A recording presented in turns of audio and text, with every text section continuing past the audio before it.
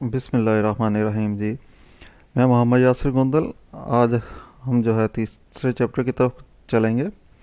Subject के लिहाज से हमारा सिलेबस क्लास से तीसरा चैप्टर है, मगर बुक का ये 12th चैप्टर है। इससे पहले हमने चैप्टर नंबर 10 में पढ़ा था डेरिवेटिव्स क्या होते हैं, और डेरिवेटिव की कुछ बेसिक नॉलेज हमने हासिल की। उसके बाद हमने चैप्टर नंबर 11 के अंदर हमने बात की फॉरवर्ड के ऊपर कि फॉरवर्ड कॉन्ट्रैक्ट्स क्या होते हैं, और उसकी कैलकुलेशन के ऊपर बात की।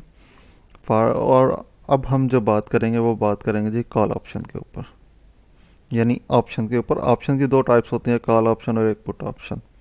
तो उसमें हमारा पहली टाइप के ऊपर हम बात करेंगे कॉल ऑप्शन, और साथ ये भी देखेंगे कि ऑप्शन क्या होती है और ऑप्शन की ज़रूरत क्यों पेश आई जब हमारे पास एक हेज करने के लिए एक कॉन्ट्रैक्ट है, फॉरवर्ड कॉन्ट्रैक्ट। तो फिर हम कॉल ऑप्शन की तरफ या ऑप्शन कॉन्ट्रैक्ट्स की तरफ क्यों आ रहे हैं।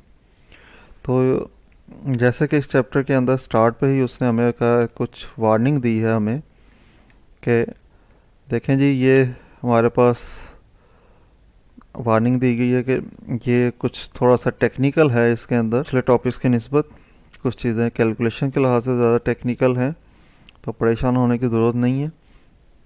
इंशाल्लाह ताला हम इसको इस तरीके से पढ़ेंगे कि हमें मुश्किल पेश ना आए और हम इसको आसानी से सीख लें। ठीक है, तो बात स्टार्ट होगी फॉरवर्ड कॉन्ट्रैक्ट से, क्योंकि हम फॉरवर्ड कॉन्ट्रैक्ट सीख चुके हैं कि फॉरवर्ड कॉन्ट्रैक्ट क्या होता है। तो फॉरवर्ड कॉन्ट्रैक्ट के अंदर दो पार्टीज़ आपस में बाइंग एंड सेलिंग करने का एग्रीमेंट करती हैं। दोनों पार्टीज़ बाउंड होती हैं कि ऑन मैच्योरिटी बाय और सेल की ट्रांजैक्शन को एग्जीक्यूट करेंगे। जिसने बाय करने की ओब्लिगेशन ली है वो बाय करेगा, और जिसने सेल करने की ओब्लिगेशन ली थी कॉन्ट्रैक्ट के अंदर वो सेल करेगा। दोनों में से कोई पार्टी इसमें से मुकर नहीं सकती। जो कॉन्ट्रैक्ट किया गया है उसके अंदर अगर हम बात करें, प्राइस थी, वो थी 100 जो हमने तय पाई थी प्राइस। अब मेच्योरिटी डेट पे बायर 100 पे करेगा सेलर को, और सेलर उसको सिक्योरिटीज ट्रांसफ़र कर दे। ये हमारी स्ट्राइक प्राइस थी। अगर इस वक्त मार्केट में स्पॉट प्राइस जो है वो हो जाए 120, तो इसके अंदर बायर को फ़ायदा, बायर जो है उसको फ़ायदा कितने का, $20 का। कॉन्ट्रैक्ट के तहत वो 100 में ख़रीदेगा और मार्केट के अंदर वो 120 का बेचेगा, तो उसको 20 का क्या हो जाएगा, बेनिफिट हो जाएगा, और सेलर को इसमें लॉस है। अब अगर मार्केट में कीमत 120 की बजाय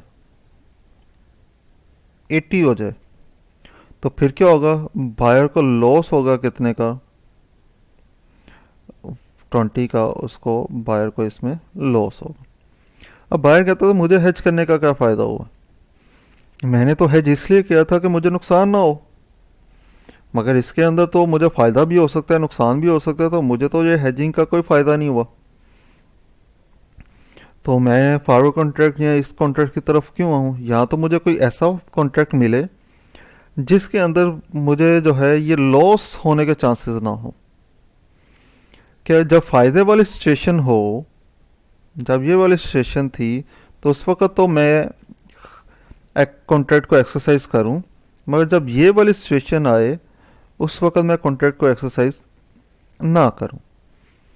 तो इस तरह के कॉन्ट्रैक्ट के लिए, इस तरह की रिक्वायरमेंट के लिए जो कॉन्ट्रैक्ट ऑफर किया जाता है उसको हम कहते हैं ऑप्शन। कि उसके पास ऑप्शन टू बाय हो, ऑब्लिगेशन टू बाय ना हो। जैसे फॉरवर्ड के अंदर उसको ऑब्लिगेशन टू बाय है, तो उसने हर सूरत बाय करना ही करना है, चाहे उसको फ़ायदा हो रहा है या नुकसान हो रहा है। तो आमतौर पर डेरिवेटिव्स का फ़ायदा ये होता है, डेरिवेटिव कॉन्ट्रैक्ट्स का, कि आप अपना रिस्क को हेज करते हैं। तो ये तो रिस्क कोई हेज नहीं हो रहा, तो अब वो बायर चाहता है कि मैं जो है बाय की मेरे पास ऑप्शन होनी चाहिए। मुझे फ़ायदा हो रहा हो तो मैं बाय करूं, मुझे नुकसान हो रहा हो तो मैं बाय ना करूं। ठीक है, तो ऐसे कॉन्ट्रैक्ट को हम कहते हैं कॉल ऑप्शन। ऑप्शन की टाइप है और उसको हम कहेंगे कॉल ऑप्शन। मगर एक चीज़ यहाँ पे गौरतलब है कि बायर ने जब चाह रहा है कि मुझे जो है सिर्फ फ़ायदे की हालत में ही मैं कॉन्ट्रैक्ट को एक्सरसाइज करूं, अदरवाइज ना करूं, तो उस सूरत में वो कॉल ऑप्शन की तरफ आता है। मगर हर चीज़ मुफ्त तो नहीं मिलती, कोई भी चीज़ मुफ्त नहीं होती। अगर वो ये राइट लेना चाह रहा है तो ये राइट भी उसको फ्री में नहीं मिलेगा, ये जो ऑप्शन लेना चाह रहा है ये भी उसको फ्री में नहीं मिलेगी। अगर ऐसा हो तो कोई भी जो है बंदा ऐसा कॉन्ट्रैक्ट करेगा ही नहीं कि भाई आपको फ़ायदा होगा तो आप इसको कंप्लीट कीजिएगा, मुझसे खरीद लीजिएगा, अगर आपको नुकसान हो रहा होगा तो आप ना खरीदिएगा। कोई भी ऐसा काम नहीं करेगा, कोई भी कॉन्ट्रैक्ट देने के लिए तैयार ना होगा। तो फिर अगर आपको इस तरह का कोई राइट चाहिए तो उसके लिए फिर आपको कुछ पे करना पड़ेगा कॉन्ट्रैक्ट करते हुए। हमने फॉरवर्ड कॉन्ट्रैक्ट करते वक्त कुछ पे नहीं था किया, ठीक है। मगर क्यों क्यों पे नहीं था किया? क्योंकि उसके अंदर दोनों पार्टीज ऑब्लिगेटेड थी। तो हम कहते थे ठीक है, दोनों के लिए रिस्क है, तो एंड पे जाके देखेंगे, जो भी लेना देना, जो प्राइस आपने तय की वही पे करेंगे। मगर अब आप चाह रहे हैं कि मुझे जो है ऑप्शन मिले बाय करने की। जब ऑप्शन मिले बाय करने की तो आप चाह रहे हैं कुछ स्पेशल। तो जब कुछ स्पेशल जा रहे हैं तो उसके लिए फिर कुछ पे करना पड़ेगा। कि राइटर कहेगा लो मैं क्यों कॉन्ट्रैक्ट करूं, आप चाह रहे हैं जी जब आपको फ़ायदा हो रहा हो आप खरीदें, जब नुकसान हो रहा हो तो आप ना खरीदें, तो मैं तो ऐसा कॉन्ट्रैक्ट नहीं करता। हम फिर उसको लालच देंगे, कॉन्ट्रैक्ट करते वक्त हम उसको कुछ पैसे पे करेंगे, टोकन मनी कह लें। वो टोकन मनी पे की जाएगी कि भाई अगर हम खरीदेंगे तो ठीक है, अगर ना खरीदो तो ये पैसे आपके हो गए, ठीक हो गया। तो फिर इसमें वो लालच में आएगा, ठीक है जी, अगर ये खरीदने आएगा तो फिर भी पैसे मिलेंगे, चाहे मार्केट से कम मिलेंगे, जो भी मिले पैसे मिलेंगे। अगर नहीं खरीदेगा तो इसने जो टोकन मनी दी है, स्टार्ट पे पैसे पे किए हुए, वो इसको नहीं मिलेंगे, वापस मैंने नहीं करने। तो इस तरह से जो है वो फिर आपको राइट देने के लिए तैयार होगा।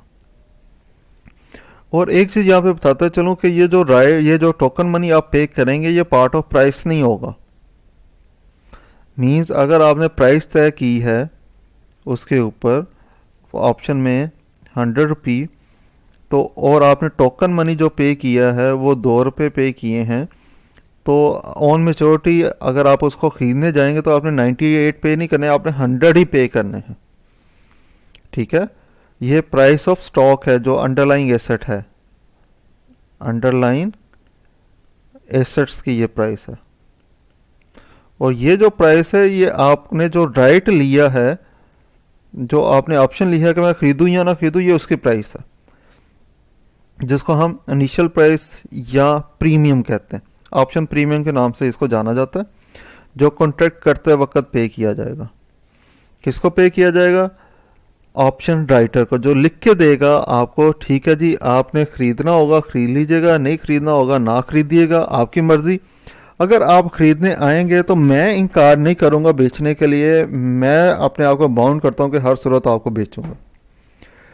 और अगर आप नहीं खरीदने आएंगे तो मैं आपके खिलाफ कोई भी एक्शन नहीं ले सकता, आप खरीदें या ना खरीदें ये आपकी मर्जी, ठीक है। तो उस ऑब्लिगेशन के अगेंस्ट वो आपसे ये जो है 2 रुपये लेगा या $2 लेगा, और आप ये उसको $2 पे करेंगे कि मैंने जो है आपसे जो राइट खरीदा ये उसके पैसे।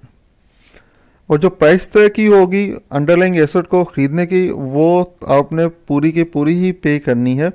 तो ये जो $100 है ये एसेट की प्राइस है जो आपने पे करनी है मेच्योरिटी के ऊपर अगर आप खरीदने जाएंगे, और ये जो $2 है ये आपने कॉन्ट्रैक्ट करते वक्त पे करनी है, ठीक है। अगर आप कॉन्ट्रैक्ट फुलफिल करेंगे तो $100 और पे करना पड़ेगा, अगर आप फुलफिल नहीं करते तो ये $2 आप वापस नहीं ले सकते, ये राइटर के पास ही रहेंगे। अब ये नीचे उसने बताया हुआ है एक एग्जांपल के अंदर कि देखें जी, एक 6 माह की कॉल ऑप्शन थी जिसमें कि प्राइस तय की गई 100, और परचेजर जो है इस ऑप्शन के अंदर राइट रखता है मगर ऑब्लिगेशन नहीं रखता, यानी कि वो चाहे तो ख़रीदे चाहे तो ना खरीदे। अगर वो बाय करता है तो उसने $100 पे करने 6 माह के बाद, ठीक है, चाहे मार्केट में प्राइस कुछ भी है। और राइटर जो है उसने कॉल ऑप्शन के अगेंस्ट ऑब्लिगेटेड है कि वो सेल करेगा हर सूरत, चाहे मार्केट में कुछ भी प्राइस और कितने में। जो उसने अंडरलाइंग प्राइस डिसाइड की थी $100, तो परचेज़र जो है वो बाय करने की अगर चाहता है, बाय करना चाहता है, तो सेलर बाउंड है जी, उसके अंदर वो इनकार नहीं कर सकता। और इसके अगेंस्ट ये जो कॉन्ट्रैक्ट किया है, इसके अंदर जो राइट था वो लिख के देने के अगेंस्ट जो राइटर है वो आपसे ऑप्शन प्रीमियम चार्ज करेगा। ठीक हो गया। अब आगे बात करते हैं जी।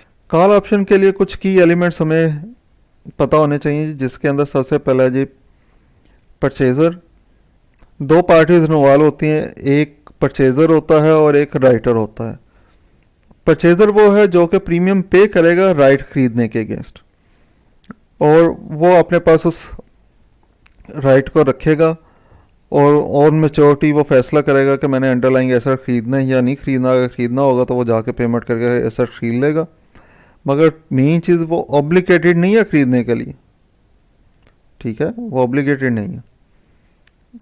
राइटर कौन है? राइटर जिसने ऑप्शन लिख के दी है कि ठीक है जी, मैं आपसे चार्जेस ले रहा हूँ, प्रीमियम चार्ज कर रहा हूँ आपको, और इसके अगेंस्ट मैं आपको एक राइट दे रहा हूँ कि आप खरीदें या ना खरीदें, मगर मैं अपने आप को बाउंड कर रहा हूँ कि मैं आपको हर सूरत बेचूंगा अगर आप खरीदने के लिए आएंगे।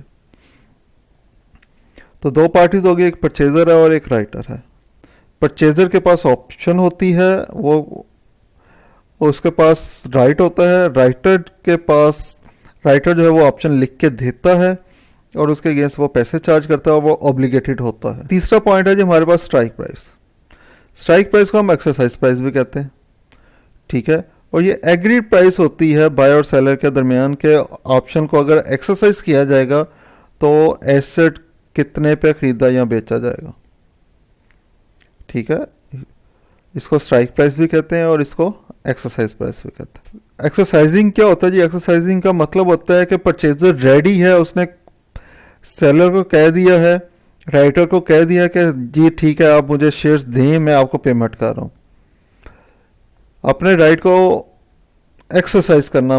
एक्सरसाइजिंग का मतलब क्या है? आप अपने राइट के अगेंस्ट शेयर्स खरीद रहे हैं, ठीक है, और पेमेंट करने के लिए तैयार है। एक्सपायरी डेट, किस तारीख के बाद परचेजर अपना ये राइट खो देगा। ठीक है, परचेजर 6 माह का है तो 6 माह की एक डेट उसके ऊपर लिखी होगी कि आज से 6 माह के बाद जो है परचेजर ये राइट नहीं रखता, ऑप्शन होल्डर ये राइट नहीं रखता कि वो ऑप्शन एक्सरसाइज करे या ना करे।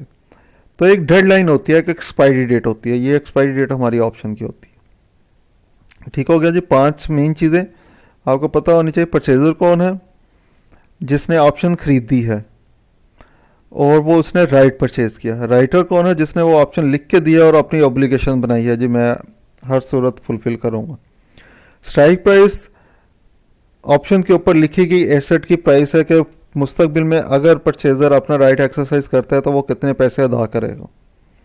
एक्सरसाइजिंग मीन के परचेजर रेडी है, उसने कह दिया राइटर को जी लाइन दे, शेयर्स दें और पैसे ले जाएं।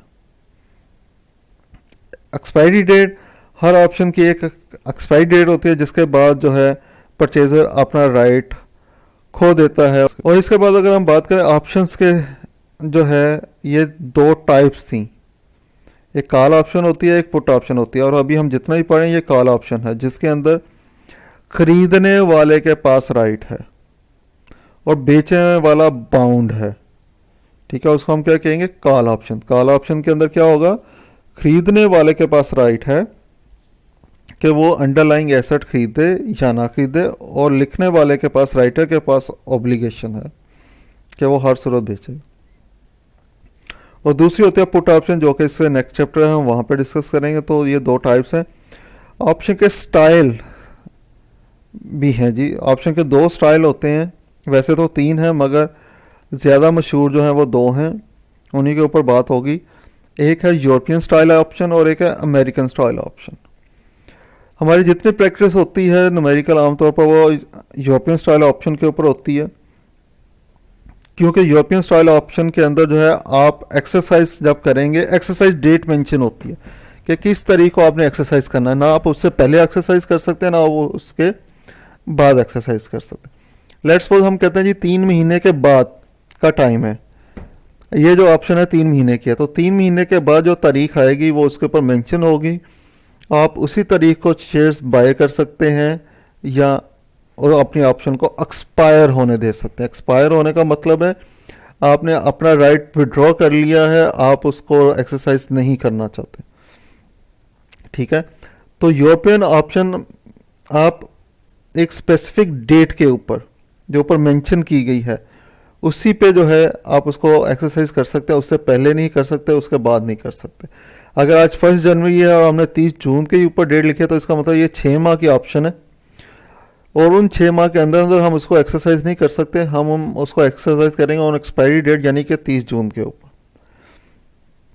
दूसरी होती है अमेरिकन स्टाइल ऑप्शन। इसके ये जो है हम कभी भी कर सकते हैं उसकी लाइफ के अंदर, ये बाउंड नहीं होती कि आप एक्सपायरी डेट पे ही करेंगे। लेट्स सपोज आज 1 जनवरी है और हमने जो है 30 जून की हुई है ऑप्शन के 30 जून को जो है ये एक्सपायर होगी।